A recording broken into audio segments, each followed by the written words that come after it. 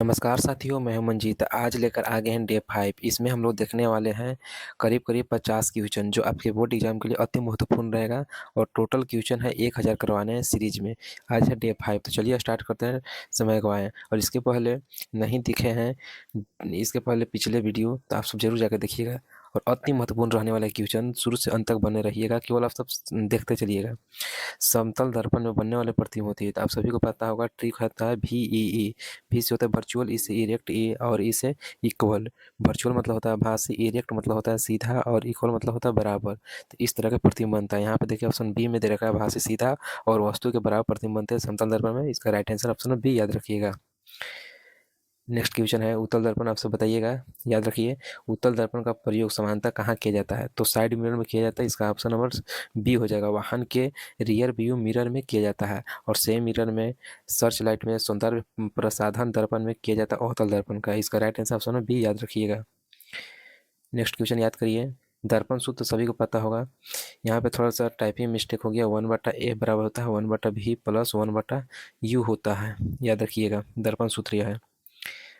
Next है कि किसी माध्यम में प्रकाश की चाल घटने पर अपवर्तनांक पर क्या प्रभाव पड़ता है? याद रखिए, यहाँ पे कह रहा है माध्यम की चाल, प्रकाश की चाल घटने पर, तो घटने पर अपवर्तनांक पर बढ़ जाता है। ऑप्शन नंबर बी इसका राइट आंसर हो जाएगा। नेक्स्ट क्वेश्चन की ओर चलते हैं। नेक्स्ट क्वेश्चन याद करिए। जब प्रकाश विरल से, याद देखिए, यहाँ से विरल से सघन में जाता है, विरल से सघन में, तो अभिलंब की ओर मुड़ता है। यदि सघन से विरल में आएगा तो अभिलंब से दूर जाती है। तो इसका यहाँ विरल से सघन में जाता है, तब किरण अभिलंब की ओर मुड़ जाती है। इसका राइट आंसर ऑप्शन बी, याद रखिए। नेक्स्ट क्वेश्चन है कि क्या कर रहा है, समझिएगा। कह रहा है अपवर्तन के नियम किसने दिया था? तो सभी को पता होगा अपवर्तन स्नेल के नियम पढ़ते थे, तो अपवर्तन के नियम याद रखिएगा, स्नेल दिए थे। नेक्स्ट क्वेश्चन की ओर चलते हैं। यदि याद नहीं है तो आप सब याद कर लीजिए, नहीं तो आपको टॉप करना होगा, तो इसी तरह के क्वेश्चन पूछने वाला है। देखिए यहाँ पे और महत्वपूर्ण है कि यहाँ पे कह रहा है उस बिंदु को क्या कहते हैं जहाँ सभी किरण परिवर्तित के बाद मिलती है। तो याद रखिए, जब भी आप किरण प्रतिबिंब बनाने के नियम पढ़े होंगे, तो जो भी परिवर्तित होकर गुजरता है, कहाँ से होकर गुजरता है, तो फोकस से, यानी मिलती कहाँ है, तो फोकस। ऑप्शन नंबर बी इसका राइट आंसर हो जाएगा। नेक्स्ट क्वेश्चन की ओर चलते हैं। यह आप सब कमेंट में बताइएगा। यदि आप बता दिए तो मान लिया जाएगा कि आपका यह जो दर्पण चैप्टर है आप सभी का क्लियर है। यहाँ पे कह रहा है अवतल दर्पण द्वारा बना प्रतिबिंब वास्तविक और उल्टा कब बनता है? ऑप्शन दे रखा है वस्तु फोकस और केंद्र के बीच हो, यानी एफ और सी के बीच हो। यहाँ पे दे रखा है फोकस पर हो तब, और यहाँ पे दे रखा है सी से पर, यानी सी से आगे हो। ठीक है, वस्तु दर्पण के बहुत पास हो। यहाँ पे 6 स्थिति देखने के लिए मिलता है अवतल दर्पण में। फोकस से अंदर रखते हैं वस्तु को, तो सब उसका प्रतिबिंब वास्तविक और उल्टा मिलता है। हम बाकी स्थिति में फोकस से बाहर, फोकस से बाहर अनंत तक कहीं भी वस्तु को रखते हैं तो उसका प्रतिबिंब वास्तविक और उल्टा बनता है। तो यह सब तो जो ए बी सी तीनों ऑप्शन से वास्तविक उल्टा बनता है, क्योंकि फोकस और वक्रता केंद्र के बीच रखेंगे, फोकस वक्रता केंद्र के, तो अनंत और वक्रता केंद्र के बीच वस्तु का प्रतिबिंब बनता है। आप सब थ्योरी में पढ़े होंगे, फोकस पर रहता है तो अनंत पर प्रतिबिंब बनता है। वस्तु केंद्र से पर, यानी केंद्र से ऊपर हो, तो उसका प्रतिबिंब जो है फोकस और वक्रता केंद्र के बीच बनता है। तो इसका राइट आंसर हो जाएगा वस्तु दर्पण। यहाँ पे वस्तु दर्पण से बहुत पास हो, यानी फोकस से आगे हो, यानी दर्पण से पास हो, तो इसका प्रतिबिंब जो है इधर बनेगा। यहाँ पे क्वेश्चन हो सकता है, या क्वेश्चन थोड़ा सा मिस्टेक हो गया। अवतल दर्पण द्वारा बना प्रतिबिंब वास्तविक उल्टा नहीं होगा, नहीं होगा। कौन सा स्थिति में? तो वस्तु दर्पण के बहुत पास हो, ये स्थिति में नहीं होगा। ऑप्शन नंबर डी इसका राइट आंसर हो जाएगा। नेक्स्ट है किसी माध्यम का अपवर्तन एक से अधिक होने का अर्थ क्या होता है? कह रहा है अर्थ है कि उस माध्यम में प्रकाश की चाल होगा, तो याद रखिएगा निर्वात से कम होती है। कह रहा है कि किसी, याद रखिएगा, अपवर्तनांक एक से अधिक होगा ना, तो उस माध्यम का, कह रहा है उस माध्यम में प्रकाश की चाल क्या होगा, तो निर्वात से कम होती है। इसका right answer option number C, याद रखिएगा आप सब। इस तरह क्वेश्चन आपके बोर्ड एग्जाम में पूछ सकते हैं, यदि हार्ड करना होगा तो।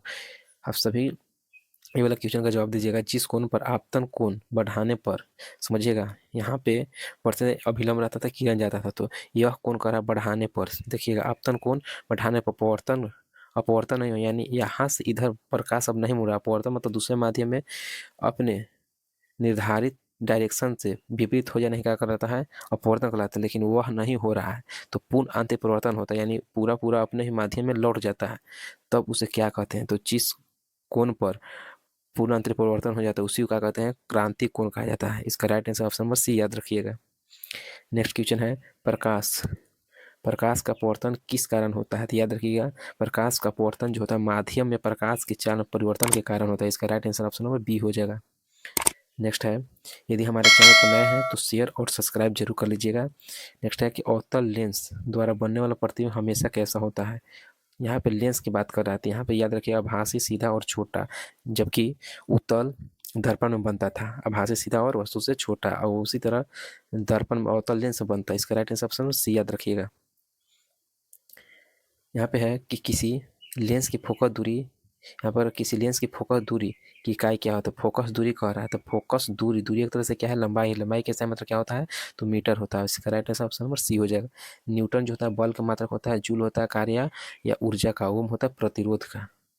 नेक्स्ट क्वेश्चन है, यहाँ पे क्वेश्चन कर रहा है लेंस की शक्ति की SI मात्रक क्या होता है, तो SI लेंस की शक्ति की होता है तो डायोप्टर होता है, या नहीं तो P बराबर होता है 1/f, तो f के फोकस दूरी है तो मीटर, ऊपर जाएगा तो मीटर इनवर्स हो जाता है। यह भी दे रखता है डायोप्टर की जगह पर, यही अब एग्जाम में आपके दे रहा है मीटर इनवर्स। इसका right answer option number B हो जाएगा।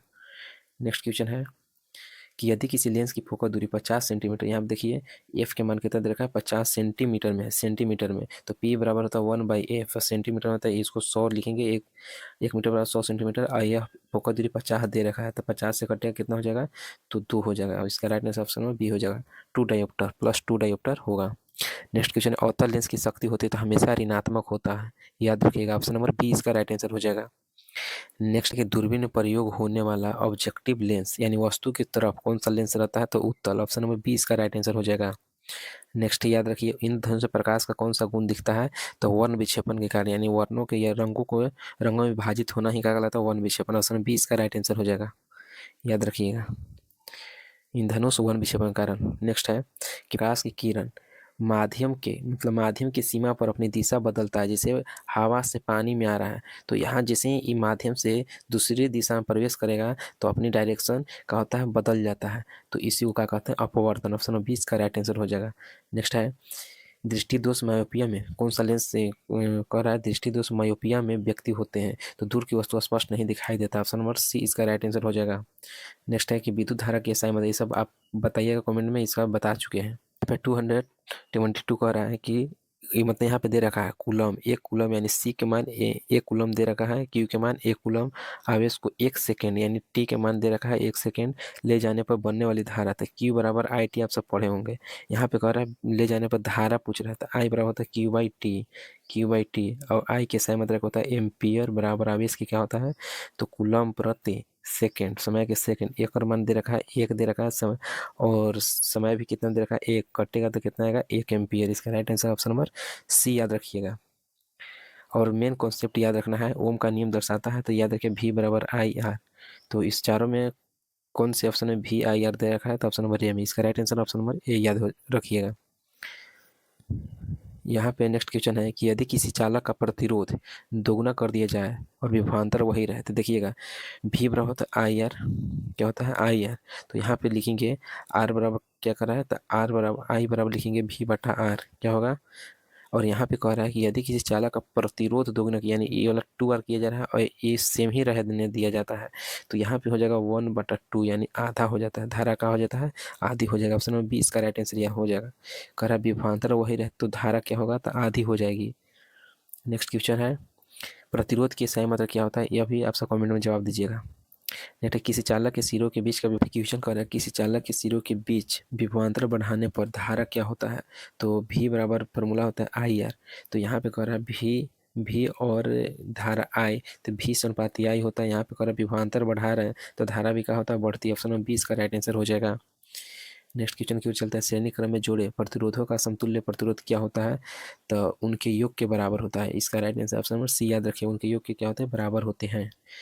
क्वेश्चन कह रहा है कि समानांतर क्रम में, तो समानांतर क्रम में आप सभी को पता हो कि एक ही बिंदु पर सारा के सारा प्रतिरोध कनेक्ट होते हैं, जो भी रहता है एक के बाद एक रहता है, तो वो रहता है श्रेणी क्रम। तो यहाँ पे देखिए ए बिंदु ए बी बिंदु हो गया, 2 एग्जाम्पल फॉर एग्जाम्पल ले रहे हैं कि 2 है, इस समांतर क्रम में जोड़ा था, इसका तुल्य प्रतिरोध कितना होगा, तो इसका फॉर्मूला था 1/R यानी तुल्य प्रतिरोध, और फिर इसको लिखेंगे 1/R1 plus 1/R2 plus 1/R3, तो यहाँ पे देखा जाए तो LCM हो जाएगा कितना होगा, 2, और ऊपर 2, 1 + 1 यानी सबसे कम वाला सबसे कम आता है, सबसे यहाँ पे सबसे छोटे से भी सबसे कम आता है, इसका राइट आंसर ऑप्शन बी होगा। यदि श्रेणी क्रम रहता है तो सबसे बड़े से भी अधिक आता है आंसर, तो यहाँ पे इसका right answer option number A हो जाएगा। आप सब थ्योरी में पढ़े होंगे। जो भी दिक्कत है आप सब कमेंट में पूछ सकते हैं। विद्युत शक्ति के SI मात्रक आप सब कमेंट बताइएगा, सभी का SI मात्रक हम बता चुके हैं। विद्युत ऊर्जा के व्यावसायिक मात्रक, तो इसका राइट आंसर होगा विद्युत ऊर्जा के व्यावसायिक मात्रक पूछ रहा है तो इसका राइट आंसर याद रखिएगा किलोवाट घंटा होता है। किलोवाट घंटा, ऑप्शन नंबर बी इसका राइट आंसर हो जाएगा। नेक्स्ट है कि जब यह कह रहा है कि जब एक कंडक्टर में धारा गुजरती है, यानी चालक से धारा गुजरती है तो वह गर्म हो जाता है, यह किसके कारण होता है? तो चालक में ऊष्मीय प्रभाव होता है, इसका right answer option number C हो जाएगा। ऊष्मीय प्रभाव के कारण गर्म हो जाती है। नेक्स्ट क्वेश्चन याद रखिए, विद्युत बल्ब में ऊष्मीय प्रभाव का उपयोग होता है, तो याद रखिएगा उसका उपयोग किस लिए होता है? तो प्रकाश के लिए, याद रखिएगा। ऑप्शन नंबर ए इसका राइट आंसर हो जाएगा।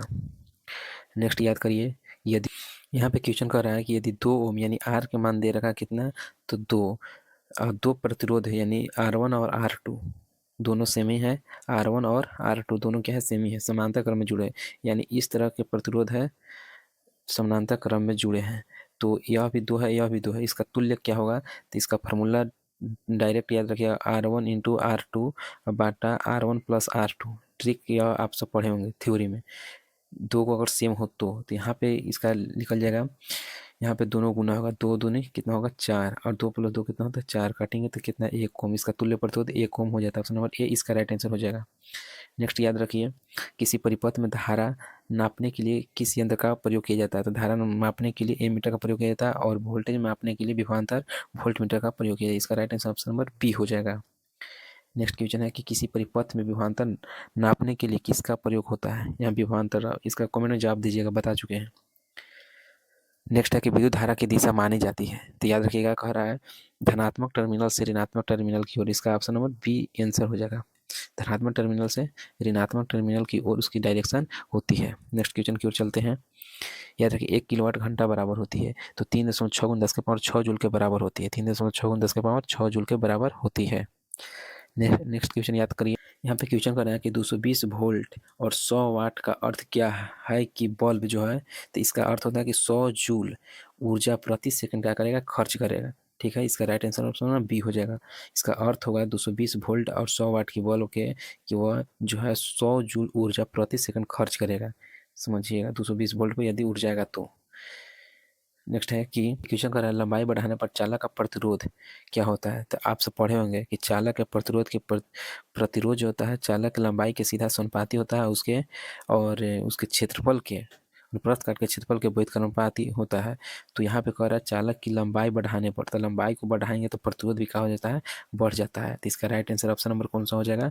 तो बढ़ जाता है। यदि कहता है क्षेत्रफल, तो क्या होता है? क्षेत्रफल बढ़ाने से उसका क्या होता है? प्रतिरोध घट जाता है। यहाँ पे केवल कह रहा है लंबाई, तो लंबाई में क्या होता है? बढ़ जाता है। ऑप्शन नंबर ए इसका राइट आंसर हो जाएगा 239 का। नेक्स्ट क्वेश्चन की ओर चलते हैं। चालक का प्रतिरोध किस पर निर्भर नहीं करता है? और चालक का प्रतिरोध किस पर निर्भर नहीं करता है? तो याद रखिएगा, पदार्थ पर करता है, लंबाई पर भी करता है, अनुप्रस्थ काट के क्षेत्रफल पर भी करता है, ताप से स्वतंत्र स्थिरांक पर निर्भर नहीं करता है। इसका right answer option number D हो जाएगा 240 का डी। नेक्स्ट है, यहाँ पे नेक्स्ट क्वेश्चन है कि धारा वहन करने वाले चालक के चारों ओर क्या उत्पन्न होता है? याद रखिएगा, तो धारा जो है इसमें धारा प्रवाहित होता है तो चारों तरफ इसके चुंबकीय क्षेत्र उत्पन्न होता है। इसका right answer option number C हो जाएगा 241 का सी। नेक्स्ट क्वेश्चन याद करिए, कह रहा है चुंबक के 2 ध्रुव होते हैं, एक होता है नॉर्थ पोल, एक साउथ पोल, तो इसका right answer option number A हो जाएगा, नॉर्थ पोल और साउथ पोल होता है। नेक्स्ट क्वेश्चन की ओर चलते हैं। यहाँ पे कह रहा है, यहाँ पे क्वेश्चन है कि दाहिने हाथ के अंगूठा नियम को किसके लिए प्रयोग किया जाता था? तो दाहिने हाथ के अंगूठा नियम हम लोग लगाते हैं चुंबकीय क्षेत्र की दिशा ज्ञात करने के लिए लगाते थे। इसका right answer option number C हो जाएगा। नेक्स्ट क्वेश्चन की ओर चलते हैं। इसका राइट आंसर है कि विद्युत चुंबक बनाने के लिए किस प्रकार की धारा प्रयुक्त होती है? तो याद रखिएगा डिस्ट धारा प्रयोग होती है, यानी डीसी करंट प्रयुक्त होती है। इसका right answer option number B याद रखिएगा, डीसी करंट का उपयोग किया जाता है। नेक्स्ट है, घरेलू बिजली आपूर्ति किस प्रकार की होती है? तो याद रखिए घरेलू तो प्रतिवर्ती धारा, ऑप्शन नंबर बी इसका राइट हो जाएगा, यानी एसी करंट। कौन सा करंट? एसी करंट का उपयुक्त होती है। नेक्स्ट क्वेश्चन की ओर चलते हैं। इसका जवाब दीजिएगा, नॉन रिन्यूएबल ऊर्जा स्रोत का उदाहरण है, यानी अनवीकरणीय ऊर्जा स्रोत का कौन सा उदाहरण है? तो याद रखिएगा कोयला। कोयला आगे चलकर खत्म हो सकता है, लेकिन सौर ऊर्जा यानी सूर्य की ऊर्जा, पवन ऊर्जा और जल विद्युत खत्म नहीं हो सकता। इसका right answer option number C हो जाएगा, कोयला।